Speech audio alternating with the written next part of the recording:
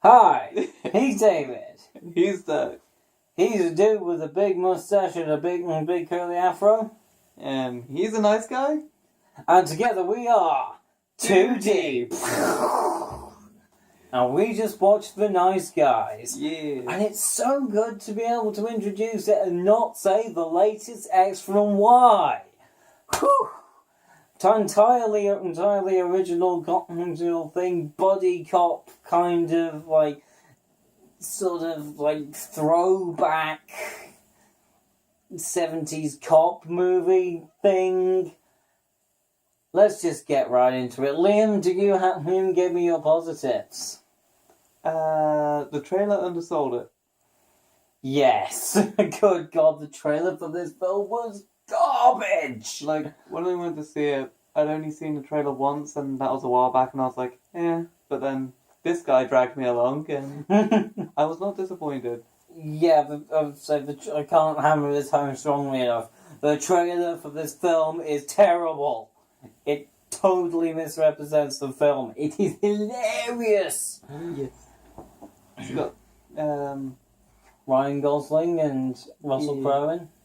That's what yeah. And they both pull great performances, I'd say. Really good performances. Like, there's even parts where they don't speak, and it's just funny because they're acting, and it's like, yeah. Yeah, there's some great non-verbal stuff in this. And I think if we're going to go with some specific things, I really like the setting.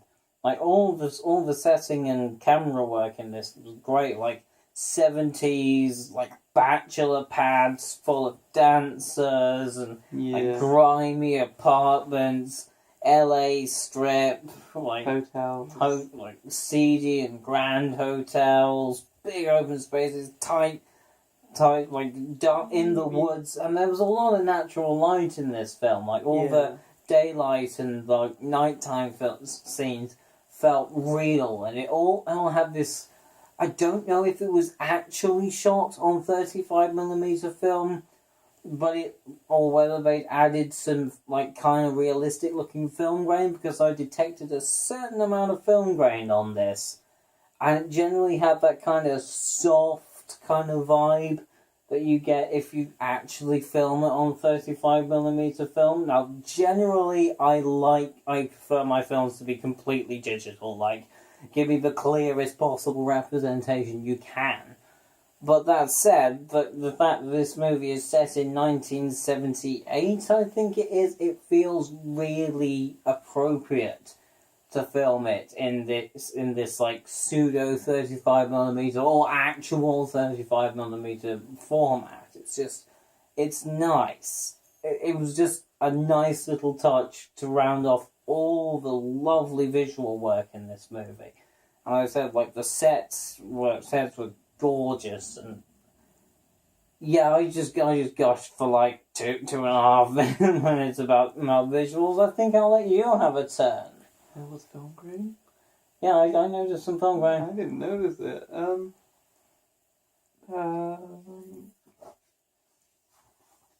The characters. I liked the selection of characters they had. Yes. Ryan Gosling plays this detective guy who's kind of sleazy, alcoholic, kind of will do money for old people when he knows he's already solved the case and stuff like that. And then you got the other guy, Russell Crowe, who plays this guy who's kind of a hitman? Not essentially a hitman, he kind of beats people up. He's a goon for hire. Yeah, a goon for hire, and gets paid for it, and he's if someone's bothering your daughter, he'll be able to brass knuckle him and stuff, and he knows what he's doing. Yeah, in fact, the first 20 minutes of this film open with Russell Crowe's character just wailing on a guy for being sleazy with an underage girl.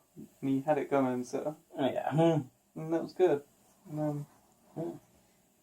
I like how they meet as well. Oh yeah, he kind of goes to his house and beats him up. Yeah, he beats up Ryan Gosling, and then shortly after he goes, "I need your help." Yeah, it's really really interesting. Well, the interplay between the two is brilliant. There is some fantastic dialogue.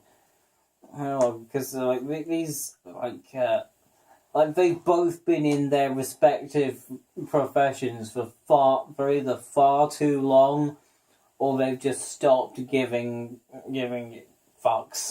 They've stopped giving fucks. It's just because like they're just kind of sleazy and like lackadaisical about it, but they both know there's something up, and they team up together. It's great. It's like watching two old guys just go about, like sort of going back to the top of their game. It feels really nice. And I think I'll take another positive here. Let's talk about just how fantastically funny this movie is. There's a lot of funny bits in this film. This film is great. In fact, if you liked The Big Lebowski, you're probably gonna like this. I got massive Big Lebowski vibes off this movie. There was like a particularly weird dream sequence in there. There was some fantastic dialogue. So like witty, snappy kind of jokes, like visual gags. Some didn't even, not a single word in it. There's even one kid character in this. Played fantastically by I didn't check the girl's name, but whoever she is, she needs commendation for this film, because she really nailed it. Yeah. And like she's like a really fun and like funny little character, but she adds to it. It's not like Short Round, who's just annoying throughout the whole thing. And she never really drags it back. Yeah, she doesn't feel like a side add-on character. She feels like she is a part of it. The third part of this whole thing. It becomes very clear, very quick, that she's part of this emerging trio of people. And you don't expect it. It kind of just happens. But it happens naturally. Yeah. There's some kind of potential in her, but a thing happens, and the way she reacts to it and how she gets involved in it is really nice. And I suppose I should really talk about the intro for a moment, because that was hilarious. What happened again? The car crash. Oh yeah. A car crashes through a house and it's great. That's pretty much how the film opens, it's comically over the top car crash. Oh, there's a car going from a house. Yeah. House gets radically redesigned. It was a good start. It made you jump a little. Yeah. Like, oh, wow. And it just feels different to all of the films I've seen this year. This just feels really good. You don't get a comedy movie like this that comes out and it just hits so consistently. Yeah. You get some comedies that come out and there's just swing as many times as possible, you'll hit eventually. This works every time there's a joke. Every gag is set up perfectly. It's just the best. You got anything? Yeah. There was no one main bad guy. They had a selection of bad guys, and they were a good selection. It was an interesting, I'd say there's 4 main ones. Yeah. And they all had quite individual personalities, and it was just interesting to see them try to pretty much get at these 2 guys just because they're in the way and stuff. And stuff. But we're going to spoilers about that. Yeah. There was also the actual mystery involved in this actually gets quite involved, and all the twisting threads and narrative turns and all that involved. It starts becoming very intriguing very fast. Yeah. And this isn't actually a short movie. I think we were in there for about 2 hours and a bit. It's not a movie that's over and done with nice and quickly. It takes its time, and that's actually a good thing. Yeah. Sometimes you'll watch a movie that just kind of goes on, and it feels like it's gone on. This just felt It snappy flowed. and It flowed well. yeah, like snappy and everything felt necessary. The main characters really got into some situations though. Oh yeah, there were some great situations in there. Like, I feel like they're victims of circumstance. No, wrong place, wrong time. A lot. Yeah. And that works for them. Again, that's kind of why I keep on thinking of The Big Lebowski. There's this sort of chaotic vibe about the whole thing. Like, they're sort of locked out throughout the whole thing. It's like two normal thinking guys in a world of everything's a bit kooky. Crooky. I was going to go with crazy and then I thought kooky. We'll let that slide. That could be a thing. Kooky. I could go on about this for ages. So I think I won't, and we'll get on to the negatives because I have a feeling this is going to be a very quick negative. Now, Liam, do you have any negatives? Negatives. Do you have any undeveloped film? Huh? Oh right, yeah. We've already done this. You did that last time. Okay, negatives. Negative latte. No. Not that I can think of immediately. Let me think. There's about got to be this. a negative. I don't know if you noticed it, but there was a couple of like really kind of like awkward cuts that were like right in the middle of a scene. I don't know whether that was because something was cut out of the theatrical version or something. I'm not even sure if they were actually in there or if I'm just remembering them, but That makes me think of the ending of the film as well. Like, it was an amazing film, but the ending felt a bit like the moment the ending was coming, it did cut off a bit.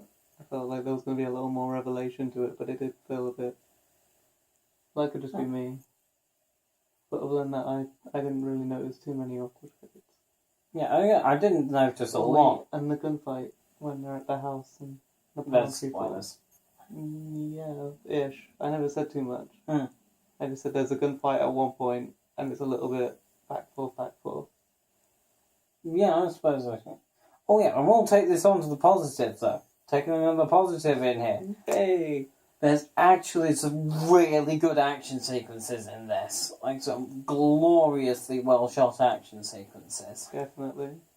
Give Bastille Day a run for its money. I think it walked over Bastille Day in that regard. It strolled over it happily with a cigar in its mouth. Yeah, it's a 70s film, so it would have been like a massive cigar. It's like, God, I feel so sad that film. I know. Didn't. I know. Don't. Let's not get into that. It's too emotional. But anyway, I think that brings us on to the verdict.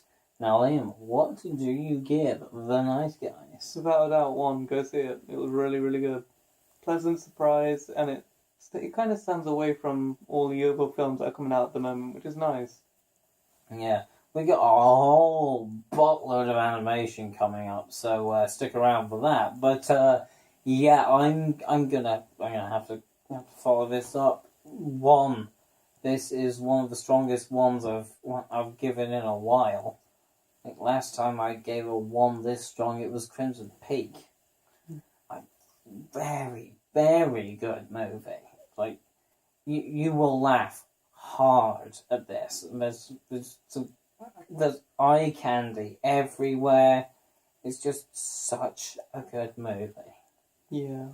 And I say like eye candy, there's substance, there's some emotional depth to it. It's just a lovely film. It was a treat. Yeah, like I said, a pleasant surprise. And like I said, if you like the Big Lebowski and all that kind of thingy, it's good. It's worth seeing. Yeah. You know what else is worth saying? Mad. What? The spoilers! That's better than what I was going to say. You've been warned. Spoilers. You've totes been warned. About the little girl who says and stuff.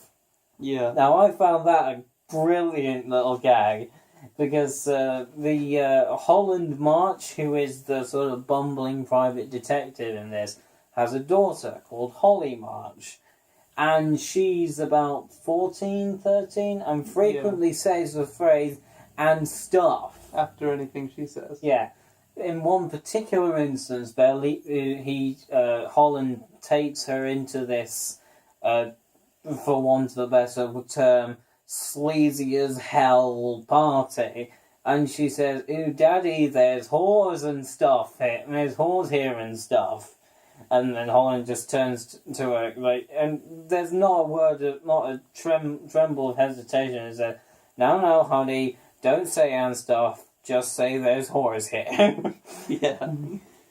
And that's a running gag throughout the film. And I was in hysterics because somebody not a million miles away from here used to say and stuff at the end of every sentence, and it used to annoy me so much. And it was just really funny to see it. Yeah. I love how drunk Holland gets and the stupid Oh, stuff yes. he does while he's drunk. That party scene is fantastic. He is questioning the mermaid. He swims with mermaids. He tries to ask her about a girl he's looking for, Amelia, and he's just, his whole phrase is wrong. And he's like, "If you see me, ask my name," and stuff. It's like ridiculous. Yeah. And there's a really, really cool fight that Russell Crowe's character has with this big black dude that involves a hot tub. Yeah. And he ends up shooting him through the hot tub. Yeah, he ends up shooting him "Ugh." through the hot tub, and that is really cool. Oh, shortly before that, Holland falls down a hill. Yeah. He accidentally kind of backward rolls off a roof Yeah. while trying to flirt with a girl, and he ends up rolling right down a hill, finding himself sitting next to a body, and his reaction is perfect. He doesn't scream or anything, he's just like... full of, like, it's just a good little sequence. Yeah, Because he's so drunk great. as well, and he's like... He just ends up crying. It's just so good. It is so good. He falls a lot in this film. It's beautiful. Yeah, but there is even a great bit towards the end where there's like a gigantic shootout that comes out, and this could well be my favourite line in the movie. Like it's a line that's so good I might have to immortalise it on my wall. But there's a bit where he falls off the side of a building and falls into the swimming pool. Narrowly avoids splattering on the side. Unlike somebody who'd fallen off with him. They're not subtle about it. It's Yeah, very that much guy just boom. completely turns into a pizza. He falls in the pool, that guy's a pizza. Yeah. Like that guy's calzo. Yeah. Once anything comes out, he staggers over to Russell Crowe's guy, his character. The other guy's like, "What did you fall?" At this point, like Holland March is just completely stunned at how he's still alive. The only explanation he can give is, I think I'm immortal. I don't think I could die." Which is just beautiful. Also, earlier in the film, they were talking about when this guy died, he saw Richard Nixon came over and said to him, "You're going to be fine, you're going to make it," and then the dude dies. And it's like a joke they have, like, saying that's one of the something you don't want to see when you die and stuff. Yeah. And when he's in the swimming pool, he has a vision of Richard Nixon sitting there swimming like with him, and it's just like, oh, there it is. That's a. It's great. It's an unexpected. Yeah. It's a really unexpected little visual But gag. it's so good. But it is. I think it's little things like that that made this Yeah. film. They've really put. It's the little things.